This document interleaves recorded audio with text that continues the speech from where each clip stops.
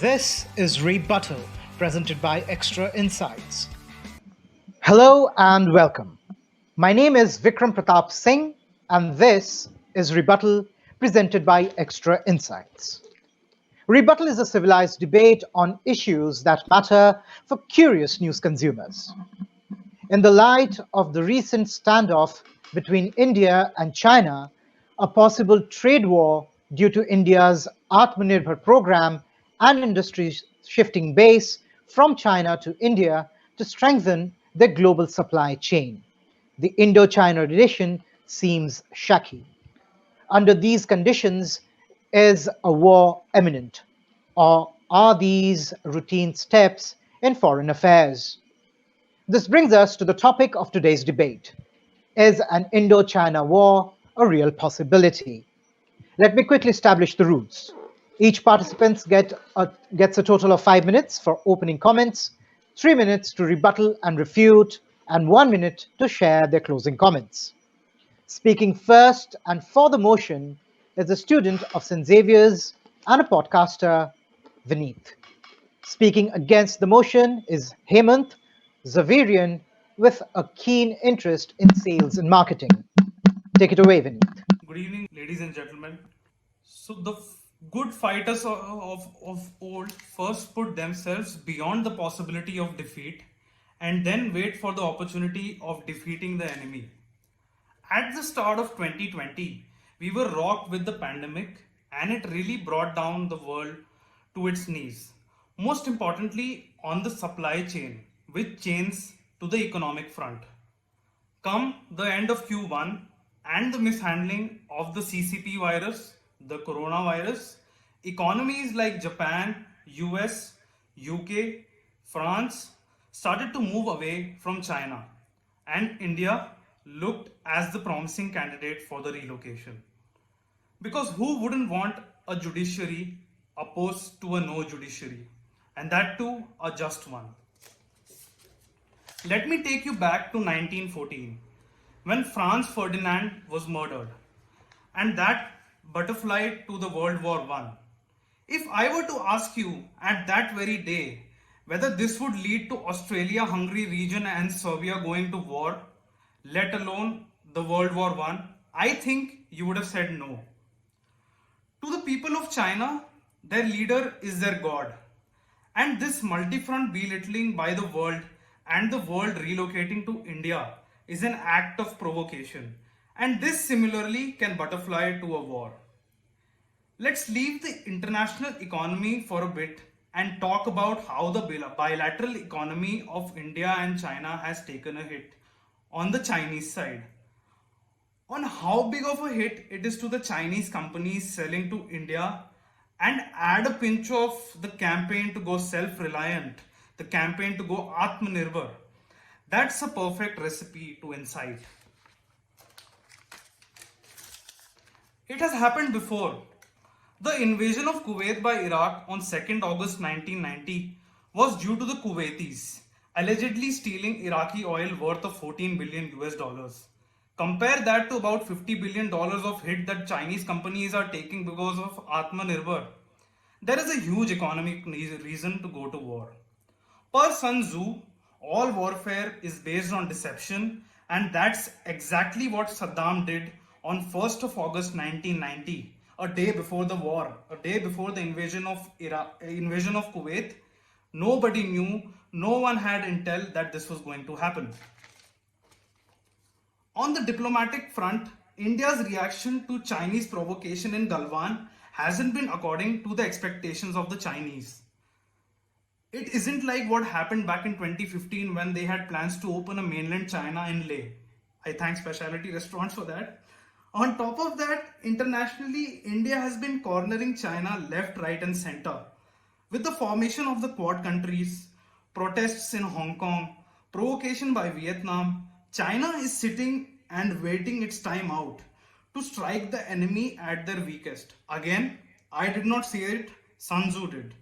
This is the first time since Mao, the chief of PLA, the chief of CNC, and the party leader of CCP is the same individual. So it's classically the similar case of Rahul Gandhi giving a resignation to himself and rejecting the same resignation. This situation, historically, economically, diplomatically, autocratically, culturally, is a perfect recipe for war. And with that, I rest my case. Thank you very much indeed, Vineeth. Major economies moving away from China to India. Atmanirbhar Bharat could initiate a war. India has been sidelining China in the international circuit. Those were great points by you, Vineeth. I would now request Hemant to go ahead with his opening comments. Thank you. Not like any window dressing code to start, I would directly get to the point. Amidst the pandemic, where we thought that the world would stop and a lot beyond more would not happen, something more than usual happened. Yes, a lot of news came out and the Atmanirbhar was launched. With the fall of 23.9% GDP in India and around a 1.8% in China, all the countries around the world have taken a hit. But now, why there is now the possibility of war? We have been discussing about Atmanirbhar. Now, as it is said, history repeats itself. We are now witnessing the modern form of Swadeshi movement. The Atmanirbhar movement, PM Modi has indirectly made it clear that we have to make goods in our country and we need to use it. Vocal for local, as we all know. Now, what I think is Atmanirbhar would be a complete failure for India. And I really shake while telling this that Atmanirbhar would not work for India because we have zero infrastructures. Just like we are launching Atmanirbhar, no one is aware about it. We don't have production houses. There are barely a few industries that can have production here, but most of the work is done through China. The company shifting base is also a term on their side. Like they want to quit China because of the political pressure, because of the foreign policy, and that is not the part of India. India is just offering a relocation place to them, which should not concern China as much because they are not the ones who are pulling the companies out of it.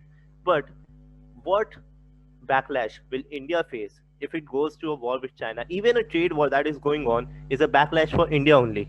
Quoting some really fascinating statistics, Chinese investment in India, which has been a steady rise over the course of the 2 decades, according to Brookings India, Chinese investment to India amounted to 1.6 billion in 2014, but now it is 8 billion, almost 5 times, and it matters. From every startup, from Oyo to Paytm, everywhere, from Swiggy, Chinese are there, and it has given wings to our own startup entrepreneurs to go where India is now. Why India is known for Oyo? It's because of some foreign investment from China. It was really needed. Now, going down the time, I would go to 1962. I would also like to take you to the history, but not that much because we are here to discuss about the present and future. In 1962, for the Chulsul region, China was trying to enter to the Chulsul region and they lost around 1,000 troops. They lost 1,000 troops and India 140 troops, and they could not capture India. And Chulsul region is still with India. India is a peace-loving country, and with the Quad alliance is such powerful. Four great economies have tested their powers, and China is already taken back. China doesn't want to risk. They are a good standing army, better than India, but the support that they are thinking of, Pakistan is in the FATF list. Like they are in the grey list of FATF. They cannot support even if they want to. And honestly, Pakistan can't even if they want, because they are not economically stable for that. So, what will China do? Uh, Also, I would like to quote about the trade, trade statistics.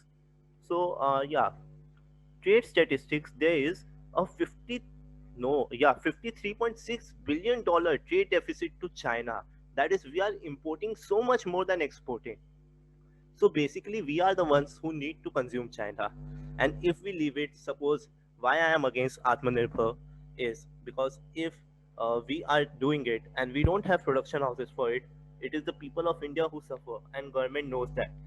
So there's no option on war, and there's a foreign pressure from everywhere. Even China knows that, and we are not against Chinese. We are against the aggression of China. There's a trust deficit with China, and there is nothing else, and we need to understand this. So, India has always been a peace loving country, and war would have been the last option. And here I rest my case that war is something that we would never look to. And with Biden coming in, there will be peaceful negotiations, and I am very much positive about the future of India. Thank you, Hemant. Atmanirbhar Bharat will be a failure for India due to zero infrastructure. Foreign policy not up to the mark for India. Chinese industries have helped India create startups. Those were some good points there by you, Hemant. I would now request Vineeth to go ahead with his round of rebuttals and refute. Thank you. So yeah, my co-participant tells me that India has a lot of investment from China, and a lot of startups have a lot of startups a lot of startups have the backing of Chinese-led companies. But what really stands out over here that Atmanirbhar Bharat is the very reason is the very re, is the Atmanirbhar Bharat initiative is just because we have this trade deficit in India. The trade deficit in India, and the way we cannot fund our own startups is the very reason we need to have Atmanirbhar Bharat in India. So it won't. Nobody's saying that it would take one day to reach where China has reached. Till 2005, China and India had similar, very similar growth lines, and suddenly in 2005, China went away, and it went away as in it took the top. And here we are with the similar rate of growth like we had in 2005. It's about 5 to 10%. And why did China why did China reach there? It did not reach there because of 2005 to 2006. It reached there because since 1980 it started looking at its infrastructure, like my participant mentioned, that we don't have the infrastructure. I mean, China didn't have the infrastructure either, but they reached there, and it took them 30 long years. They started looking inclusively, they started looking inside, they started looking at education, they started looking at other forms of infrastructure. They started using their currency, and started using it as their own. I mean, that does not happen in India. What I mean by their own is that they deflated as much as they want, they inflated as much as they want, because it helps them. That particular that particular total control over their economy is what drives them further. And with that, I would like to say that the particular point of debate was not whether Atmanirbhar Bharat will be successful or not. Whether China has enough reason to go to war with India, I think so, yes, because it has proven so historically. It has enough economic reasons, and it is being cornered from all sides. And this is what historically China has shown us, that they just wait it out. They really wait. They bide their time, and that is when they strike. With that, I rest my case. Thank you very much, Vineeth. Atmanirbhar Bharat is of prime importance to create a healthy economy. Atmanirbhar Bharat is a long drawn process and has the recipe for success. China has enough reasons to go for war with India. Those were some great points. I would request Hemant to go ahead with his round of rebuttals and refute. Thank you. Welcome back again. So, as my co-partner said or asked me, like, was Atmanirbhar the main reason what we are discussing here? Also, he asked me how China actually went to the top. So, let me tell you how it went to the top, and you would relate to it. We have zero infrastructure, unaware masses, cheap but unskilled labor, and we all know what is the volume of unskilled labor market in India, and it's really cheap. We don't educate them. Costly raw materials, man. The reason why China is able to go up is because of the costly raw materials. No, sorry, cheap raw materials. Why would different companies go to them? Because they could get their production cost down. And as we all know, cost down, profit up. And last but not the least, unimaginable level of corruption. I hope you must have watched the series Panchayat, where there was uh, he Jitendra Sharma was there, and in the room it was said that five lampposts will be given to the whole village, and five of them was given to someone who was sitting on the room, and not in the places where light was not there. So that actually sums up what India is all about, and this is the reason why. Now, talking why Atmanirbhar Bharat is one of the reasons is because due to Atmanirbhar Bharat trade deficit, actually to cover the trade deficit, we are killing our own businessmen. When we have tried to stop trade with China, there are business that have closed down because they could not survive. People are not purchasing, people are not replacing, and the thing is, one thing we are not able to understand, and I am not able to understand, that when we are purchasing a phone of Xiaomi, some part of the profit is given to our businessman and some goes to China. I agree, some goes to China. But why do we not see that some part that remains with our businessman is giving food to his house? In the process of killing China, we are killing India. And China is a superpower right now. It's almost as equivalent to USA, what I think. And we cannot ignore them. And as a country, if everyone is targeting them, so that is why there is a hype that China is bad. If China stops the aggression that it has been going through, till 2005, Chinese were not as aggressive as they are now, and that is the reason they are being given hate. Just imagine suddenly if China is going to top, why suddenly everyone is after China? It's because of their aggressive policies. So China needs to fix their policies. Uh, there's no communication gap in countries. Everything is now automated.